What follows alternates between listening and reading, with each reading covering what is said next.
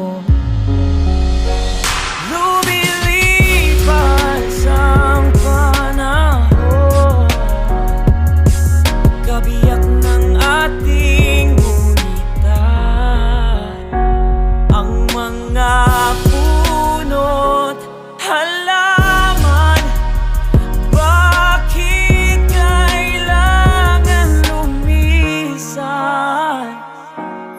Panapanahon ang pagkakataon, may babalik pa ang kahapon.